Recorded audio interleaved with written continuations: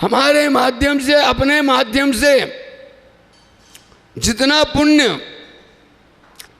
पृथ्वी का है, जल का है, अग्नि का है, वनस्पति का है, पृथ्वी, अग्नि, जल, वायु और वनस्पति, ये जितना हमारे अपने माध्यम से पुण्य कर लेते हैं गुरुओं के उपदेश से, हाथी, घोड़ा, वानर, बंदर, त्रिंच पशु जितना धर्म का उपदेश सुन करके अपने आत्म कल्याण के मार्ग को प्रशस्त कर लेते हैं, उतना दिन रात साधु तुम लोगों को कितना भी धर्म का उपदेश देवे, तुम्हारा मार्ग प्रशस्त होना बड़ा दुर्लभ काम है, क्योंकि तुम बड़े बुद्धिशाली हो। क्या हो? समझदार हो, तर्क वाले हो। लेकिन अभी महाराज जी ने कहा कि पृथ्वी, जल, अग्नि, वायु और कौन सा बचा एक सुबोध, वनस्पति, ये हमसे ज्यादा पुण्य कैसे कमाते हैं नीरज? तुमसे भी ज्यादा पुण्य कमा रहे हैं ये, संभव है? दीपक, तुम्हारे से ज्यादा पुण्य कमाते हैं ये, कोई संभव है? कोई स्वीकार करेगा? महाराज कुछ भी कहते हैं, कहते रहो। अगर महाराज कुछ भी कहते हैं, महाराज की उतनी बात मान लो तो तुमको 3 साल की क्या, 3 सेकंड की भी देर नहीं लगेगी। अब समझिए कि पृथ्वी मतलब पत्थर, एक पाषाण कितना पुण्यशाली होता है, एक पाषाण कितना दुर्भाग्यशाली होता है। एक पाषाण होता है जिस खदान से पत्थर निकाला जाता है, उस खदान के पत्थर से एक भगवान की मूर्ति बन जाती है, और वही उस खदान के पत्थर से आपके लेटरिन, बाथरूम आदि कहीं भी कोने में पाँव में रोंदा जाता है। दोनों का पुण्य अलग अलग है। अच्छा, ये बताओ, जिस पाषाण का जिस पत्थर निकाला वो जीव है या निर्जीव है? एक केंद्रीय पृथ्वी का है। उस पृथ्वी से जो पत्थर निकल के आया, अच्छे भले मानस के हाथ में अगर वो पत्थर आ गया तो उसको क्या नाम से घड़ घुड़ा करके, कितनी चोटें खा करके, और चोट खाने के बाद में वो क्या बन जाता है? क्या बनता है? वो भगवान की मूर्ति बन जाती है, और संस्कार करने के बाद में आपके और हमारे लिए पूज्य और आराधना के योग्य हो जाती है।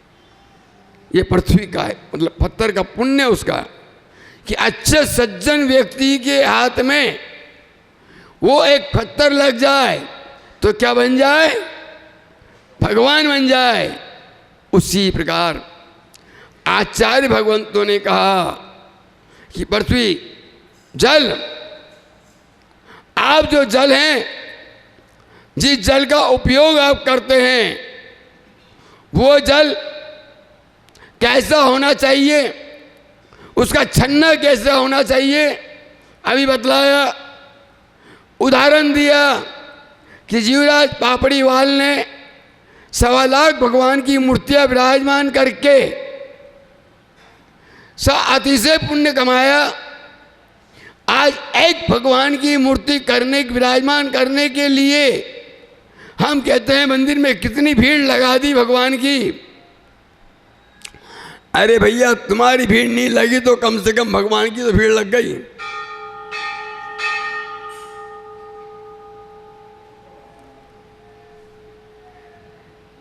कितने ढेर सारे भगवान आपको दिख रहे हैं। देवगढ़ में जाकर के देखो कितनी मूर्तियां हैं। आज एक भगवान की मूर्ति विराजमान करने के लिए कितना पाप कमा लेते हैं, कितना अंतराय कर्म का बंद कर लेते हैं। आज कर लो, कल उसका परिणाम अच्छा होने वाला नहीं है। कितना अंतराय कर्म बंद करते हैं, करते कि नहीं करते हैं सुबोध। और गुरुदेव आचार्य विमल सागर जी महाराज कहते थे कि हंसते हंसते तुम कर्म का बंद करोगे, लेकिन रोते रोते कर्म का बंधन छुड़ा नहीं सकते। तो मैं जल की बात बतला रहा था कि जो जल, जिस जल से आप अपने नहाने धोने के लिए जल खींचते हो, अपना आरंभ सारंभ करते हो, वो तुम्हारा सिर्फ और सिर्फ पाप उत्पन्न करने का ही काम करता है। क्या करने का? सिर्फ और सिर्फ पाप का ही कारण है, पुण्य का कारण हो ही नहीं सकता है। लेकिन वही जल विधि पूर्वक नहा धो करके, स्नान करके और शुद्ध प्राशुद्ध करके, वो जल तुमने जो भगवान के मस्तक पे डाला है, वो तुम्हारे पुण्य बंध का कारण होता है। किसका? वो जल पुण्य का कारण है। क्यों? कि वो जल तुमने जो आरंभ सारंभ किया है, बिना पाप किए कोई भी धर्म का काम नहीं होगा। कोई कितना भी कोई कह ले, कैसा भी सागर आकर के कह ले कि नहीं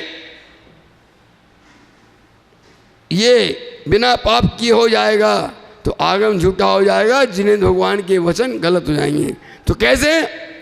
कि जो पुण्य का काम करते हो उसमें भी सबसे पहले तुम्हारे लिए क्या लगता है? पाप लगता है। लेकिन हमारा पाप का लक्ष्य नहीं है। हमारे को जिनेंद्र भगवान की भक्ति करने के लिए वो जो जल लाए हैं, वो जल हमने भगवान की पूजा पाठ आराधना के लिए किया है। इसलिए तुम्हारा पाप का विसर्जन होकर के और तुम्हारे लिए पुण्य का कारण बनता है। वही अगर तुमने प्रतिक्रिया भगवान की पूजा पाठ आदि करने के लिए नहीं की, अपने सिर्फ नहाने धोने के लिए, अपने सजाने संवारने के लिए अगर किया है, तो सिर्फ और सिर्फ तुम्हारे पाप का कारण है। क्या है? तो जल जो है, एक बूंद जल को अंशना जल, एक बूंद जल में कितने जीव है मालूम है? 36,400 सब जानते हैं। व्यक्ति अपने लिए, स्वयं के लिए, शरीर को पीने के लिए सुबह से शाम तक में मात्र ज़्यादा से ज़्यादा 2 लीटर, 2.5 लीटर, 3 लीटर पानी पीता होगा। लेकिन उससे कई सैकड़ों गुना ज़्यादा उस पानी को बर्बाद करके कितना पाप कमाता है। टोटी चालू कर ली, वाश बेसिन में कुल्ला कर रहे हैं, और जब तक तुम्हारा कुल्ला नहीं हो जाता है, जब तक वो नल खुला रहता, कितने जल का तुमने व्यर्थ नुकसान किया। फिर अपने आप को शाकाहारी बताते हैं, मेरे को ढूंढना निकालना बड़ा मुश्किल हो जाएगा। आप शाकाहारी नहीं है। मंदिर में आते हैं, बोले चमड़े के जूते चप्पल नहीं पहनना। हर एक साधु भगवान उपदेश देते हैं कि भैया आपने जैन कुल में जन्म लिया है, आप चमड़े के जूते चप्पल आदि मत पहनो। ये बात शायद मैं पहले भी बता चुका हूँ, लेकिन आज मैं कहता हूँ कि घर घर के अंदर चमड़ा रखा हुआ है। घर घर में चमड़ा रखा हुआ है। वो चमड़ा कोई चमड़े की चप्पल बोल के चमड़ा नहीं है, जो छन्ना तुमने पानी का बांधा हुआ है। घर में तुम्हारे जो एक्वा गार्ड लगा हुआ है, जिस छन्ने से पानी तुम छान के पी रहे हो, वो भी चमड़े की चप्पल से कम नहीं है। क्या नहीं है? ये कौन से महाराज आ गए हैं? हर महाराज कहते हैं, हर साधु कहते हैं कि आपके नाम से नल में छन्ना लाया करो, पानी छान करके पिया करो। वो भी चमड़े की चप्पल से कम नहीं है। ठोक बजा करके, ताल ठोक करके मैं आप लोगों के बीच में कह रहा हूँ कि जो कपड़े का छन्ना है, वो भी तुम्हारा चमड़े की चप्पल से कम नहीं है। उससे तो और ज्यादा कई करोड़ गुना वो पाप का भागी का कपड़े का छन्ना जो आपका लगा हुआ है। आश्चर्य हो रहा है आपको? नीरज, आश्चर्य लग रहा होगा कि कैसे है। उदाहरण बतलाया कि बिन छने पानी की जो जीवानी थी वो नीचे ढुल गई गलती से। प्रायश्चित में 1.25 लाख मूर्ति विराजमान कर रहा है, गुरु के चरणों में जा रहा है।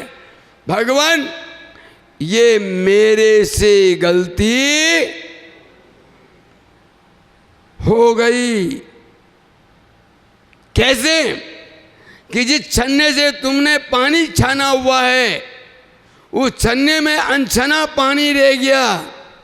वो जो जीव उसके सहारे टिके हुए थे वो जीव उसी में रह गए, वो उसी में मर गए। और मरने के बाद दोबारा तुमने पानी छाना, वो कलेवर जो जीव का था उसके साथ में वो पानी तुम्हारा आया। तो बताओ, चप्पल से भी गया बीता छन्ना है या नहीं है?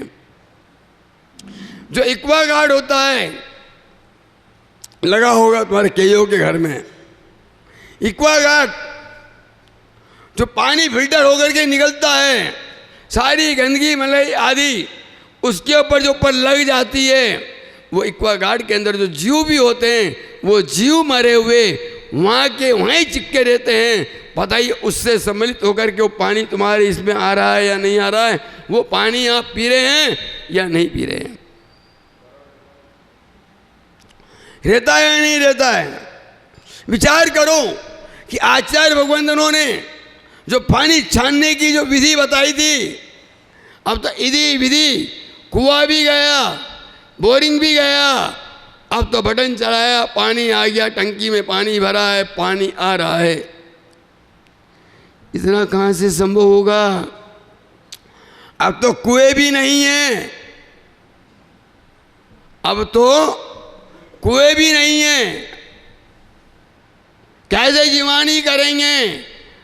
छानो उंगल, जितनी बड़ी तुम्हारी बाल्टी है, जितना बड़ा घड़ा छानना है, अगर इतनी बड़ी बाल्टी है तो उसके लिए इतना बड़ा छन्ना चाहिए। और छन्ना भी कैसा? वो छन्ना कैसा? डबल छन्ना होना चाहिए। और छन्ने को सामने रख के देखो, कहीं सूर्य की किरणें तो उसमें नहीं दिख रही है।